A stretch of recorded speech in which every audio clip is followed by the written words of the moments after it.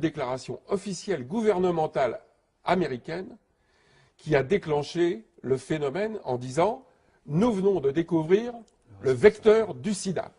C'est donc une volonté politique. Ça ne s'était jamais fait auparavant avec les autres virus? C'est quelque Non, chose de... non.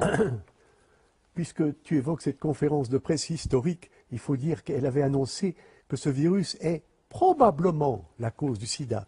Mais le lendemain, les médias du monde entier ont oublié un seul mot, le mot probablement. Et c'est passé de la probabilité à la certitude en 24 heures. Ce qui a changé beaucoup de choses, on peut le voir aujourd'hui. Et justement, alors, puisque ce virus n'a jamais pu être isolé, quelle est la valeur du test de dépistage du sida et à quoi correspond le fait d'être séropositif ou non?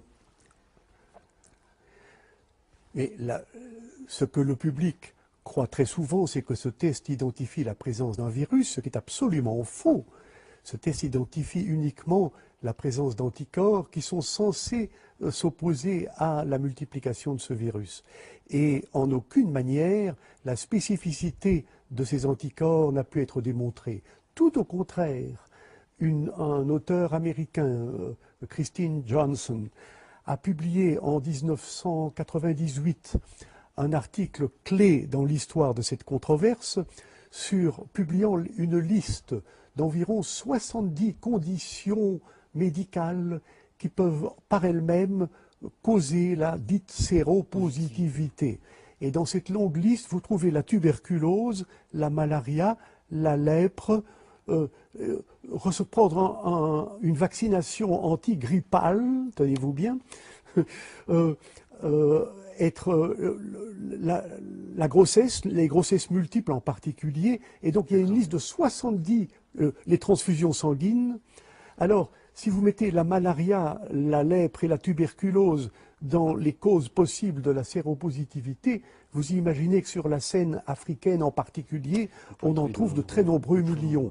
Donc ce test n'a strictement aucune valeur, a uniquement permis de terroriser la population du monde entier et de justifier d'une façon qui ne peut être mieux caractérisée que celle d'un génocide pharmacologique, a semblé justifier la prescription à tous ces patients séropositifs de médicaments d'une toxicité tout à fait mortelle. En gros, donc, c'est assez effrayant ce que vous nous dites parce que, si j'ai bien compris, toutes les personnes dites séropositives à qui l'on prescrit des traitements très lourds sont des individus sains. Eh oui. Très bien. Ça Et fait oui, froid dans le dos. dans cette histoire de sida, il y a eu deux phases. La première phase avec des vrais malades, c'est-à-dire des gens qui étaient atteints d'immunodépression. Il y a des gens immunodéprimés qui n'ont plus de système immunitaire, ceux-là, on les soigne. Bon. Mais le plus honteux dans cette histoire de sida, c'est le fait d'avoir justement inventé ces tests de séropositivité qui ont permis de classer parmi les malades des gens qui sont parfaitement sains. Et là a commencé le gros génocide. Et justement, les fabricants de ce test nous précisent-ils que celui-ci n'est pas fiable, en fait? Ah oui, en long, en large et en travers. Il suffit de lire la notice. Dans la notice, c'est indiqué. Oui. J'ai cru comprendre qu'une même personne pouvait être séropositive à Paris et séronégative à Sydney en fonction des lieux. Tout à fait exact. Donc, ça aussi, c'est assez... Oui, en Afrique noire, il suffit de deux bandes, deux protéines sur les 10 caractéristiques du prétendu virus. Il suffit d'avoir deux bandes positives pour être classé comme séropositif. En France, il en faut 3. En Australie, il en faut 4 même. Donc, si jamais vous trouvez malade en Afrique, vous faites un petit saut en avion jusqu'en Australie et vous vous retrouvez sain d'un seul coup. Et ce test n'est pas applicable en Grande-Bretagne. Il est considéré comme tout à fait non significatif. Alors justement, par rapport au traitement, donc le seul qui a existé dès le départ, c'est l'AZT, c'est bien ça? Voilà. C'est un antirétroviral. L'AZT est un médicament qui avait été étudié dans le cadre de la lutte contre le cancer. Et puis, il s'est avéré que, comme on a l'habitude de faire des tests sur les souris, que toutes les souris crevaient. D'accord. Bon. Donc, on a absolument refusé, et catégoriquement refusé, que ce médicament soit mis sur le marché. Il est resté donc dans les placards. Jusqu'au jour où, la pression montant, les gens réclamant à grands efforts de panneaux, on veut un traitement, on veut un traitement. On a ressorti ça du placard en disant ben, ça fera l'affaire.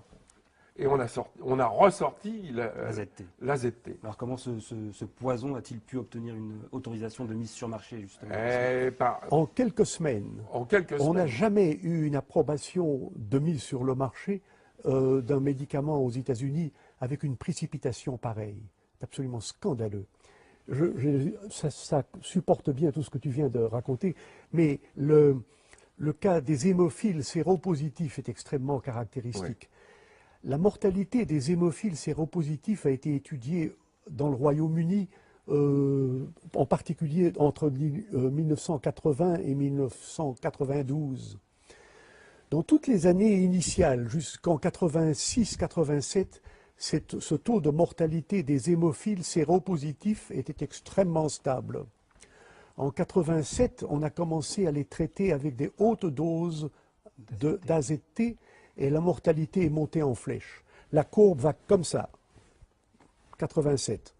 Il n'y a pas de preuve plus frappante de l'extrême toxicité de ce médicament et du fait que les hémophiles ne mourraient jamais du VIH, mais sont très souvent morts de l'intoxication par cette drogue extrêmement dangereuse. Alors justement, au sujet de ces traitements, j'aimerais que l'on regarde ensemble cette vidéo de l'interview du prix Nobel co-découvreur du VIH, monsieur Luc Montagnier. Alors justement, au sujet de ces traitements, j'aimerais que l'on regarde ensemble cette vidéo de l'interview du prix Nobel co-découvreur du VIH, monsieur Luc Montagnier.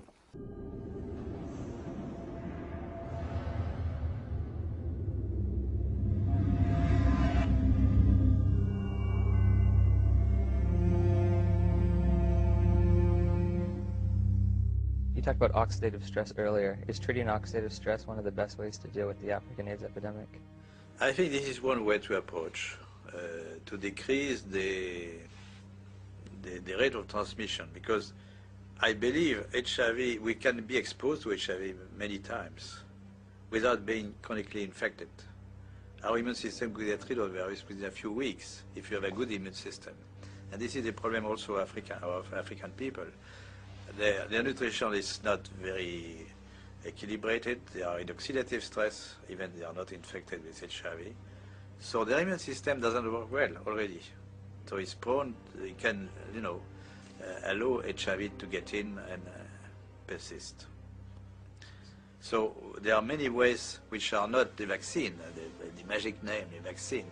Many ways to decrease the transmission just by simple measures of nutrition, giving antioxidants, proper antioxidants, hygiene measures, fighting the other infections. So they are not spectacular, but they could, decrease very well the epidemic to the level they are in Occidental countries, Western countries. If you have a good immune system, then your body can naturally get rid of HIV. Yes. Oh, interesting. Do you think we should have more of a push for antioxidants and things of that nature in Africa than antiretrovirals? We should push for more, a combination of measures, antioxidant and nutrition, advice and nutrition, fighting other infections, malaria, tuberculosis, parasitosis. Most children have worms.